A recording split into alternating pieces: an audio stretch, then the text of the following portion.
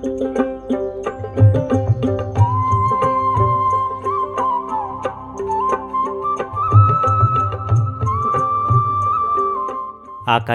বুক জুড়ে আলো ছড়ানোর আগেই এই চর জেগে ওঠে জীবন আর জীবিকার তাগিদে। মানিকগঞ্জের শিবালয় উপজেলার জাফরগঞ্জের খুব কাছেই এই মধ্যনগর চর। নদীর যেই পাড়ে একসময় পানির কলকল ধ্বনি ছিল, সেখানে আজ মানুষের পদচারণায় মুখরিত।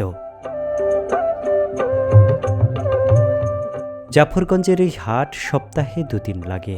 এখানে এই চরের মানুষগুলো তাদের নিত্যদিনের প্রয়োজনীয় জিনিসপত্র এখান থেকে ক্রয় বিক্রয় করতে পারে। গ্রামীণ এই হাট কেবল বেচা কেনার জায়গা নয়, এটা চরের মানুষের সুখ দুঃখ ভাগাভাগি করার জায়গা।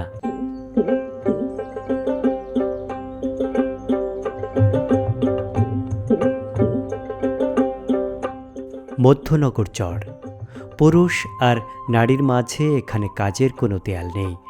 দল বেঁধে সবাই ঘাস কাটে তাদের গবাদি পশুর খাবার জোগাড় করার জন্য। এই ঘাসেই টিকে থাকে তাদের সংসার, তাদের গবাদি পশু বড় হয়, সংসারের আয়োন্নতি বাড়ে। এভাবেই টিকে আছে বছরের পর বছর এই জাফরগঞ্জের পাশে মধ্যনগর চরের মানুষগুলো। মধ্যনগর চরের নারী এবং পুরুষ সবাই অসম্ভব কর্মঠ। একদল ঘাস কেটে ফেরে, আরেক দল ঠিক তখনই ওপারে পাড়ি দেয় জীবিকার তাগিদে।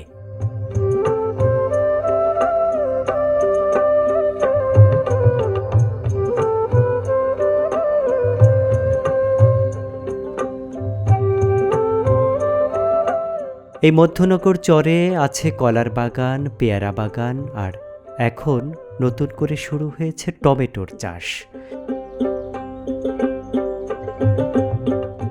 এগুলোতে সকাল সন্ধ্যা কাজ করে এই মধ্যনগর চরের মানুষজন তাদের জীবিকা নির্বাহ করে থাকে।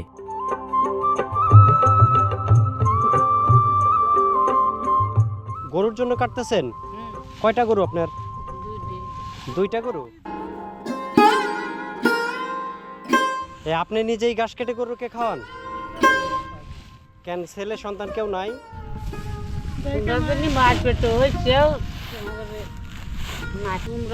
তোমরা মায়া করবে, পেটের পোলাম মায়া করবে।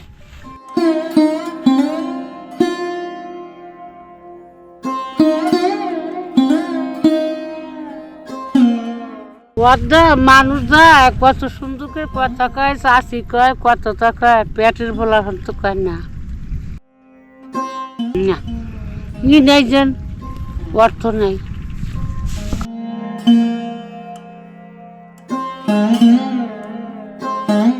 আমাদেরও নাই, আমাকে থেকে তাগর থাকবো, তাগর বিয়ে করতে বলা হয়েছে। আবার দেখবো কেরা বাবা, আমার দেখবো হলে আমার বই পেটের কাছে আছে হাটের রোগী খাইয়েছে, মরে যাবে, বিয়ের মধ্যে মরিয়ে গেছিল। এখন যে সংসারটা চলতেছে এই খালি আপনার ইনকামে? মনে করো ছাগি বেরিয়ে ফেললি, একটা গরু এনে বাগি ফেলি, ঠেয়া হয় বেশি। আর একজন যদি শরীর ভালো হয়, দুয়ারি ছিল না, দুয়ারি বানায় কষ্ট হচ্ছে বসে আটা উঠে কাপ করে, মানে এই জায়গাটা পুড়িয়ে জ্ঞান আর আছে। খেত খোলা আছে, ভাঙে গেছে, এই যে নদীর মধ্যে নদীতে পড়ছে না? নদীতে পড়ছে দেখে এখন কষ্টটা বেশি। এই নদীতে আপনাদের বাড়িঘর ভাঙা, জমি টমি ভাঙা, বর্তমানে এখন অসহায় হয়ে পড়ছেন। আম বাড়ি আছে 3 পাহি জোড়া। আচ্ছা, সেই বাড়ি নারকেল গাছ, সুপেরি গাছ, আম গাছ, কাঁঠাল গাছ, বাঁশের সব কতটা ছিল, সাইকেলের জায়গা কিনছিলাম, সেইভাবে তারা সাজাইছিল, ভাঙে গেছে, কপালে নাই। এক সময় 3 বিঘা জমির উপরে যার বাড়ি ঘর ছিল, এখন সে এই চরের মাঝে উড়ান পাথারে একাই বসবাস করে। সর্বনাশা নদী তার জমি জমা ঘরবাড়ি সহ সব কিছুই কেড়ে নিয়েছে। তার সেই প্রতিপত্তি এখন আর নেই। এখন সে সেই দিনমজুরের ন্যায় প্রতিদিন কাজ করে তবেই পেটের ভাত জোগাতে হয়।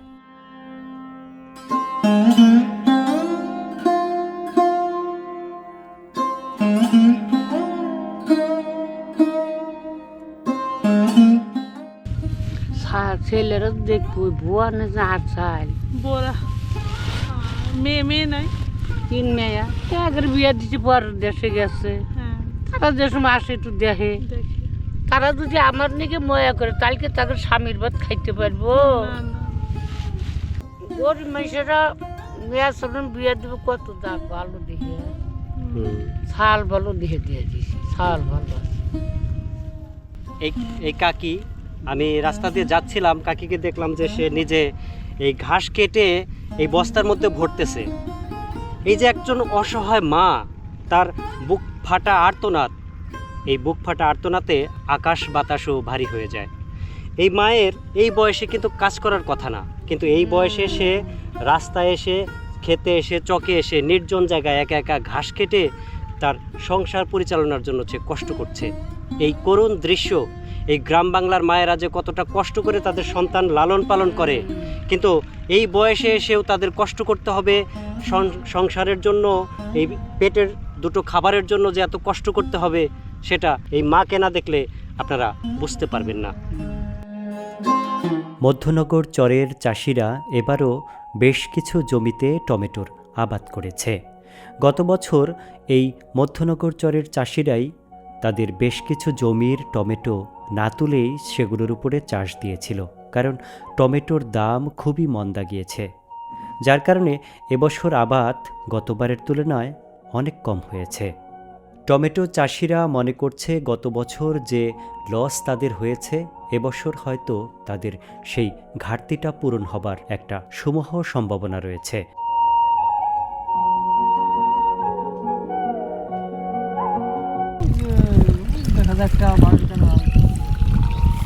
ওইখান থেকে এই মেশিন দিয়ে এইখানে এই পর্যন্ত পানি দিচ্ছেন না?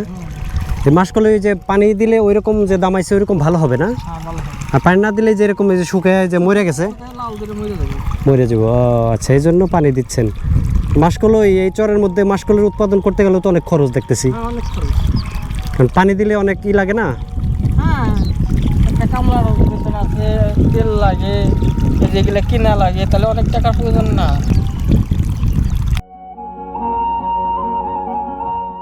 এই যে গাছগুলো দেখছেন এটাকে বলে হোগলা গাছ। এই হোগলা থেকে হোগলার পাটি, চাটাই এগুলো তৈরি করে গ্রামের মানুষজন, তারপর সেগুলো বিক্রি করে অনেকে জীবিকা নির্বাহ করে থাকে।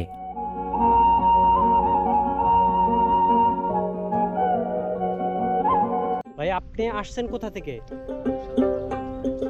সাতক্ষীরা থেকে। সাতক্ষীরা থেকে এই দুর্গম চরে কি জন্য আসলেন?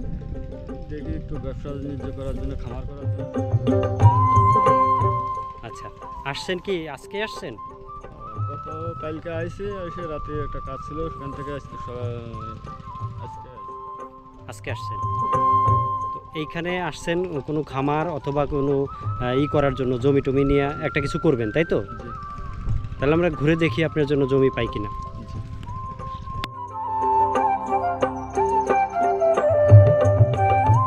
পর্দায় যে ভাইকে দেখছেন ওনার নাম মশিউর রহমান। তিনি এসেছেন বাংলাদেশের সাতক্ষীরা জেলা থেকে মানিকগঞ্জের এই মধ্যনগর চরে। তিনি করতে চান গবাদি পশুর খামার এবং শাকসবজি অথবা যে কোনো ধরনের শস্যাদির চাষ। কোনো একটি ভালো চরে তিনি জমি খুঁজছেন। তারই ধারাবাহিকতায় আমরা আজকে এই মধ্যনগর চরে খুঁজছি তার জন্য জমি। আমাদের সাথে আসুন, দেখি আজকে এই ভাইয়ের জন্য জমি পাওয়া যায় কিনা।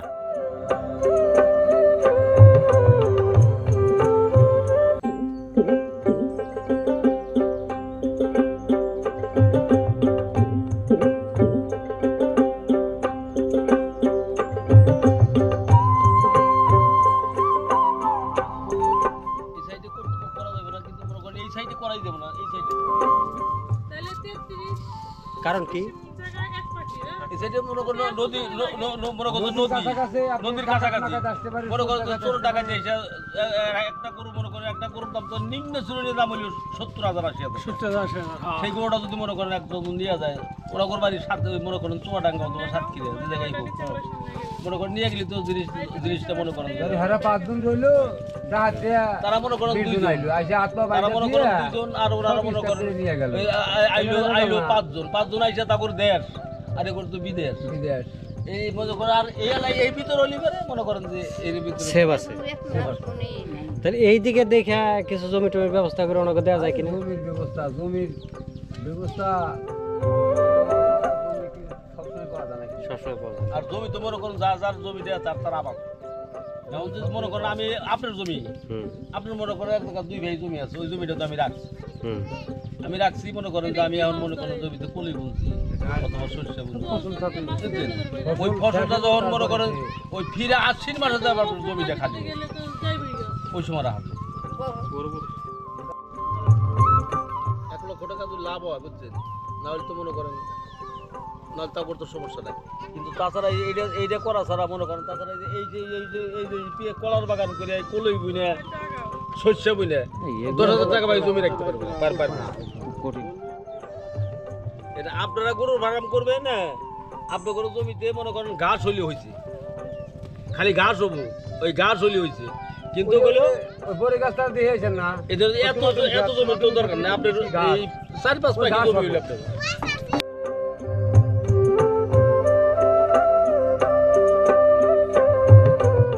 আজকে জাফরগঞ্জের হাটবার থাকায় বেশিরভাগ মানুষকেই আমরা বাড়িঘরের মধ্যে দেখতে পাইনি, কারণ তারা সপ্তাহের এই হাটবারে খুবই ব্যস্ত থাকে, কিছু ক্রয় করে কিছু বিক্রয় করে, এভাবেই চলে তাদের সংসার। আমরা আরও বেশ কিছু বাড়িতে গেলাম জমির সংক্রান্ত কথা বলার জন্য, কিন্তু কোনো জায়গাতেই তাদের খামার করার মতো পছন্দসই জমি আমরা পেলাম না।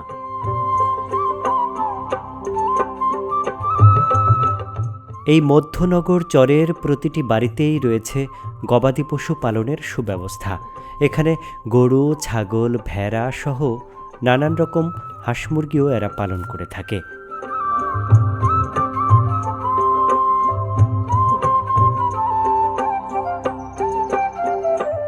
এবং এরই সাথে এদের প্রত্যেকের বাড়িতেই রয়েছে ছোট ছোট সবজির খামার। এখানে লাউয়ের মাচার দিকে তাকালে দু চোখ একেবারে জুড়িয়ে যায়।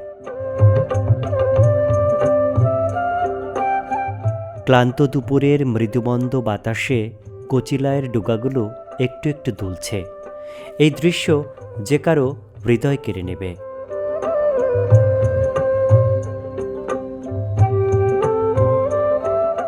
বিকেল গড়িয়ে সন্ধ্যা নেমে এলো। আমরাও ফিরতে শুরু করলাম নদীর পাড়ে।